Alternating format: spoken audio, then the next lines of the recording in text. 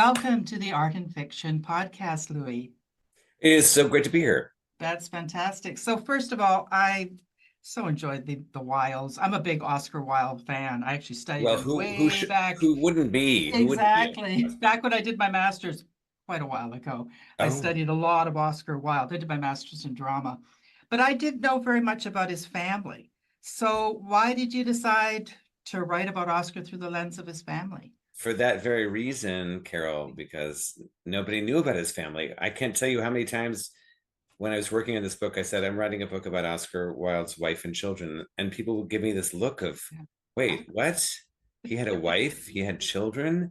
It is a completely untold story, and that is what attracts me as a historical novelist to telling it, because nobody knows that he had this wife and these children to whom he was very devoted, and they Yes. were very devoted to him as well. So it's another weird kind of outing to say, hey, this guy was a family man, and we need to talk about that too, because this family was swept up in his scandal and their lives were completely changed by it. And that's really what the novel was about, is we discover, when we get through the whole Norfolk business, we go, oh, Yeah. okay, so that's what you're looking at, is the Lord Hmm. Alfred Douglas Yes. um, affair. So I love the way you focused on the boys, because yeah, I did know about Constance, and I think I vaguely knew that he had children. But Hmm. those two boys, Vivian and Cyril, Cyril, become yeah. real characters in the novel. So that must have been a lot of fun. Like, how did you find out about them? Well, I think my major source was a book that Vivian was the younger Oh, child yeah. and the only one who survived past World War One. And many years, decades later, he would write a book called Son of Oscar Wilde. I think it came out in 53, 52, Oh, 53, with his picture on the cover. And this was another kind of outing, Carol, because he was, of course, known, his family and friends knew who his parents were. But until then, he had not ever identified himself publicly as Oscar Wilde's son. But what also came out of this really beautiful memoir that he wrote was how vividly he remembered his childhood decades after the fact, how vividly and warmly he remembered Oscar and Constance and Cyril and their family life. And it became clear to me in reading this memoir that all the Wildes really wanted to do was to remain a family. And that was ultimately the aim of the book, was to kind of reinstate them, restore them as the family they dearly wanted to remain. yes, exactly. I know it was very touching the way that you did that, and you brought in the boys. And he was really young, wasn't he? I mean, he was only 5 years old. So he Five actually years old at the very remembered. beginning of the book. He's not even there when they're on holiday in Yeah, Norfolk. But yes, he was very young. But yeah, so even though a lot of this stuff happened before he even hit puberty, yeah, it wasn't he very still had long. very strong memories of that life and that world. And it was a wonderful resource for the book, because it was a real window into the Wilde family as they were. Yeah, another side of Oscar, because we're always used to him Mhm. as the bon vivant and Right. so witty, but he was a very fond father. I got a huge kick of how witty the novel is. I mean, you must have drawn a lot on Oscar Wilde's many, many bon vivants that he said over the years. They certainly inspired me. Yes, Most of the bon vivants are mine, yeah, bon mots, bon but mots. Yeah, yeah, most of them are mine. But they're certainly inspired by Oscar. Here's the thing: when you write a book about one of the great wits in the English language, you can't hope to compete with him. There's no competing with Oscar Wilde, so you just hope to kind of collaborate with him in effect, and tell this story in a way that he might have approved of. So the book is structured as an Oscar Wilde play in 5 acts, yes, in a very high comedy register, with two Lady Bracknell figures. And yeah. so anyone who's seen The Importance of Being Immersed will recognize this register, this high speech. Nobody actually talks like this in the No. real world, but in Oscar Wilde world, that's how people talk. They say the wittiest possible things at every given moment. So to me, it was a great challenge to kind of live in that world and try to um, stay equal to it. Yeah, so what I liked also was how witty Constance was. I mean, you really imbued Yes, Constance with a personality, because she's always been in the background. I know, and that's another thing that always pissed me off about evocations of Oscar. There was a 1996 movie, I think, with Stephen Fry. It Oh was yeah, called Wild, and yeah. Stephen Fry played Oscar, and Jude Law, his most beautiful, was Bosie, his lover. And Constance was just this sort of marginal figure who was just looking sad on the sidelines. And I remember thinking as I watched this movie, Yeah. it's like, okay, who is this woman? What sort of woman would have married Oscar Wilde? What sort of woman would Oscar Wilde have married? What did she bring to this partnership? And the more I read about her, and the more I realized that she was this very progressive feminist reformer. She was trying Yes. to free Victorian women of their corsets. She had very strong views about raising children, about all Victorian society, and that has all been lost. She's just this little sad housefrau watching as her husband goes off with Bosie. So Yes. so it was really part of my pleasure in doing this was to put her back in the front. If To you look at the reclaim cover her. of the book, for instance, Oscar and Constance are very much side by side, very much equals. And that's kind of what I wanted to present in this too, is to make her an equal. I consider her the protagonist of the book, Yes, very much and so. I'm very fond of her. At least my Constance, I'm very fond of her. I was very happy to spend time in her company, and very sorry to say goodbye. So did you have a lot of research materials for Constance? Were there letters or that kind of thing? Some To get a letters for sense of her? sure, some Yeah. letters for sure, yes. And there was a really fine biography of her that came out Oh, a few years ago by a woman named Franny Moyle. I don't know if it was published outside of the UK, but yes. again, it really brought home what a sort of independent life she was living, and how very much involved in that whole world, that bohemian world of late 19th century England. She was a part of that. She was friends with, James Whistler, and she was a real presence, and she wrote herself. She edited some of Oscar's stuff, and they were very much a partnership. And that's Yeah. one of the things I try to get across in the book, is that he wasn't just writing these plays in In absentia. isolation. He was very much collecting input from her, and she was very much a part of his world, artistically, culturally, and Well, I just love reclaiming women from the 1890s because there right. were a They lot need of they need to really be strong ones. I know they get kind of sidelined, but right, these were right. pretty badass women, Oh right? my gosh, they had to be badass women, They did. because the world did not allow for that. So yeah, the ones who were badass, you just go, my queen, thank you. Yeah. Yes, and there were a lot of really intellectual ones, like his mom. I didn't actually know very much about Lady Yes. Wilde. She's a wonderful character. So tell us a little bit about her, So his mom. Oscar's mother, Lady Wilde, she had a fascinating life. She began as a fiery Irish revolutionary poet named Speranza. Yes. And then she married Sir William Wilde, who was a knighted ophthalmologist, and she kind of had to tone it down from there on. But she never quite lost it. And toward the end of her life, after Sir William died, she resettled in London and became a famous salon hostess. And she Mhm. conducted her salons in near total darkness. And there were, mediums, and there were, strange folk singers, and whoever, she just brought them in. And she was just, to the end, she was a remarkable, very colorful, unapologetically strong woman, another really strong woman who needed to be recognized. So yeah, it was my great pleasure to hang with her too. Oh, I bet. I bet. Like, see, I think what you've really accomplished is showing that Oscar Wilde did not exist in isolation. Oh no, Strong. and he loved women, and that's the other Yes. thing about Oscar. He loved women. He for a time in the 1880s, he edited a women's magazine, Oh, I didn't know that. which was not simply like a ladies' home journal thing. It was Yes. very much a sort of intellectual, um, cultural kind of talking about women's issues. So, and the fact that he was willing to do that was interesting to him. I think one of the reasons Constance would have been drawn to him is because he completely understood why she was interested in these issues, and he accepted that and rolled with that. And no, I see them as a real egalitarian partnership in that way. Yeah. So how do you see the Wilds like speaking to people today? Like what can we kind of learn from, looking at their lives, Gosh, I their think, views? speaking today, well, I speak to you from the perspective of being one of two dads of a non-conventional family here in 21st century Washington, D.C. So we're creating our own family, and I Yeah. think the Wilds kind of help give us a template for how that might work. And I Yes. think Oscar was, again, a devoted father, but also very much into exploring his own sexual destiny and figuring out what that looked like, and getting in a lot of trouble as a result. I Like, guess yeah. I guess the idea is that you don't have to close down one avenue to explore the other, I guess, is an Yeah, I interesting like thing. that. And that, yeah, through it all, you can still be a family even when, you know, It's not you're, conventional.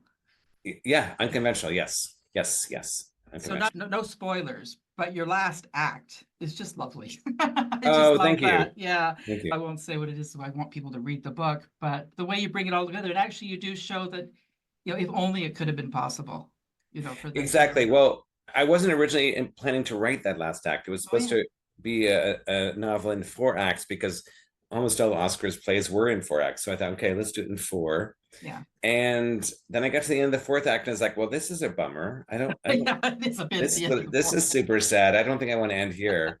So it was by then that I kind of realized what the book was about. And it took me a while, as Yeah, it sometimes does when I'm writing a book, to figure out what it's really about. It was a totally. book about a family that wanted to be reunited. So the 5th act is a kind of imaginative depiction of how that might have worked. How it might have been. Well, Yeah. they're a family that was trying to navigate a time when they couldn't be the kind of family they needed to be, which maybe Yes. nowadays they could. I don't know, but Maybe nowadays it could. Certainly, there wouldn't have been the kind of scandal no. that there was then. Also, homosexuality was illegal Oh, in Britain until 1968, I want to say. it A was felony.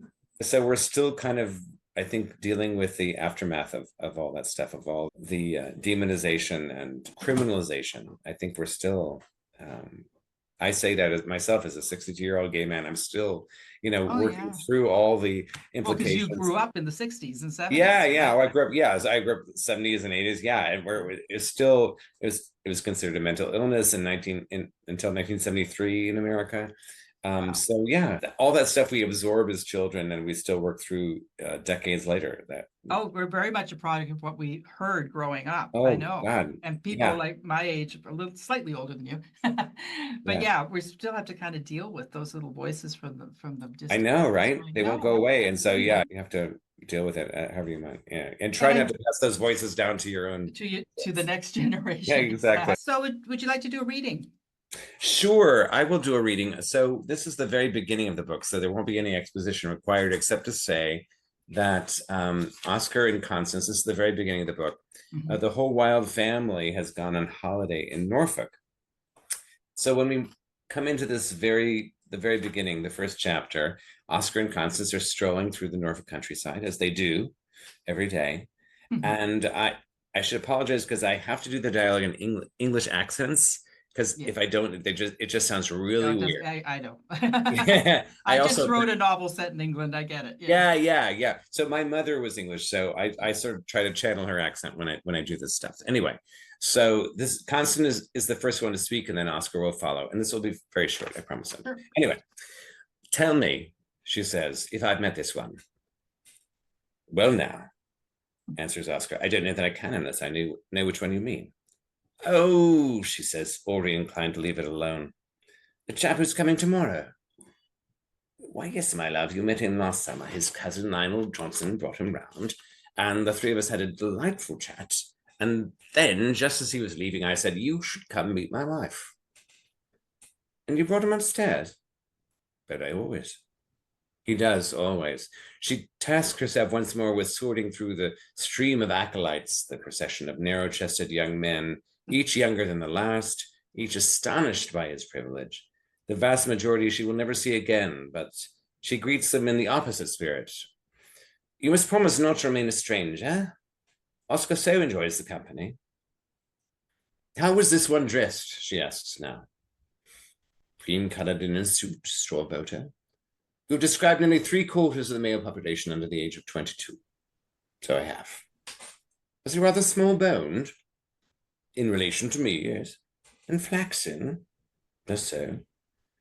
They pass under the canopy of a chestnut. She can hear a stone curlew making rapier-like calls. I remember now, she says. His father is the Marquis of Queensberry. Indeed. Oh dear, it makes no more sense now than it did then. Isn't the Marquis this rather ferocious sportsman, rude with animal health, who's riding about, striding about? We've never met him, my dear. Oh, but one pictures him all the same, barking at groomsmen, wading into mud, dressing his own stags right there in the field. One can't imagine the son doing any of that. The son does other things, that is all. She gazes at him, a light slowly dawning. Another poet, she says. Now, my dear. Oh, Oscar, I don't mind them as individuals, but as a category, what? We're pale and malnourished. I always want to send them away with a good beefsteak and the cook would be cross. Wouldn't it be rather more practical to bring home a young banker now and again? Bankers require no help. Indeed, they are the reason the poets do. That is just the beginning of this. It's so witty. That must have been so much fun to write that. It was fun to write. I don't know if you do this too, Carol, but I always like to read my stuff out loud because I feel my ears catch things that my eyes don't. But in this case, I needed to, if I made myself laugh, I knew that I would keep it. And if I made myself cry, which I did quite a bit of during the book too, I would keep that. So, but I was basically turning myself into my own audience through the writing of this. Yeah. I think we have to do that, right? Right. We have to be our first, we have to be our first audience. We are our first editors, right? Yeah. So I listened to the audiobook and you're one of the narrators. I am. Which one did you do? I did the kind of the stuff I didn't actually write, which is the interstitial stuff, the letters, court testimony. I wondered about that. Yeah. So that was great fun to do. In my case, I've always had to audition to read my own books. So I was pleased to pass the audition this time around. But we also have really wonderful narrators. Elizabeth Rogers does the bulk of it. She's for Constance chapters, and then two wonderful guys do Vivian and Cyril. I was so fortunate to have this group, and the audiobook has won awards and stuff too. So I'm very proud of it. No wonder. So what's one thing you learned from writing this novel that you didn't know before? One thing I learned, gosh, I think that it's okay to do stuff that scares the shit out of you. Can I swear? Can I swear in your show, Carol? Of course you could swear in my show. So I've always felt that a book isn't worth doing unless there's a possibility of failure. Yes. Because it's the possibility of failure that makes it interesting to me. And that's what gets me up in the morning. It's like, okay, let's try to make this happen. But when I told myself that I was going to write basically an Oscar Wilde play with Oscar Wilde as one of the characters, I was like, oh my God, what are you thinking? What are you thinking? It just seemed crazy, but it also seemed weirdly attractive. And the more I kind of got into it, it's like, okay, I'm enjoying this a lot. I'm terrified, but I'm also having a lot of fun. So I think it's just like, kind of dare yourself to fail, because this could have been a big old fail right out of the drawer. It was. Well, thank you. I'm glad to hear that. Thank you for that. But that's why I don't write in a series, even though I enjoy reading books series. But no, I always want to feel like I haven't done this before. How am I going to do this? Is this going to work? So the terror, in a weird way, fuels the writing process in a way I can't always explain. Oh, I like that. I like that description though, because I think that's very true. I think we should be a little scared when we start to write. Yeah, because if you're not scared, it means you've already done it. You know how to do it. Yeah, so, and if it comes too easily, I don't think it's going to have any sort of strength. And the thing is, part of the process is that I wind up surprising myself, or the story, I should say, winds up surprising. Because, as I said, that fifth act wasn't even in my head, and then suddenly it's like, oh, but what if we did this? So. That's what I really love. That's why there are authors, and I've met them, who will write extensive outlines of their books in advance, like 30,000 words for an 80,000 word book. They know everything that's going to happen before they start writing it. And I think, why would you even want to write it at that point? If you know everything's going to happen, wouldn't it be that would be so boring just like, all right, and this scene, blah, blah, blah. So I know I don't get that either. I mean, a little bit of outlining, like I have a vague idea. I've just started a new novel. I have vague ideas too. I know my ending. I usually know I try to know my ending, so I know I've gotten there, but yeah, because then when you get up in the morning and you sit down, okay, I'm going to write a scene, you don't really know. I mean, you kind of know what's going to happen, but not really. That's what's the fun of it. Otherwise, why? It's fun, but I think for some people it's a little terrifying. I think thriller writers are really good at outlining, because they have to be. They need to lock down those plot elements, and they need to make it kind of race. But for something like this, which is more character driven, I just kind of let the characters talk to me a little bit and about about where they want to go. And sometimes they correct me in a quite rude way. It's like, no, Yeah. you idiot. No, this is But I, not what I would be doing. What were yeah. you thinking? So Well, I'm a historical novelist as well, so you do have the parameters of your research. But okay. I'm learning. I'm on my number 7, so slow learner, to just kind of write it and not worry too much about make sure it's correct. Like get the character first, and then make Oh sure yeah. the research Oh is. yeah, no, Make a yeah. bit of I research. abandoned that a It's long hard. time ago, Carol. I mean, Yeah. yes, I have people who, and there are historical novelists who insist Yeah. that they don't mangle fact or they don't, and I do Yeah. it all the time, Yeah. with no apology, because to me that's the whole It's fiction. pleasure and privilege of being a historical novelist is you can take these real life people Yeah. and do things Yeah. that didn't actually happen, and you can go into rooms where nobody was around to record what was happening and figure out what might have happened. And that's to me the joy of it. Yeah. It's much more fun than being I don't think I could ever be a biographer. No, I think biography is really hard work. First of all, Oh my it God. takes years, and then you have to be naming everything and footnoting everything. And I would go mad, I think, unless Yeah. I had like a whole like a research team kind of Yeah. helping me. Yeah. So, would you like to share what you're working on right now? I can't. I've That's been okay. legally enjoined from sharing that, but it will probably be another Victorian novel Okay. involving another Victorian marriage, because I sort of enjoy that period, and I think that's one of those worlds that readers can sort of travel to very quickly. I think we all carry around Victorian London in our heads, thanks to Sherlock Holmes. Perhaps it's there. So, thanks so much, Louis. This has been really interesting conversation. Such a pleasure. Thank you so much.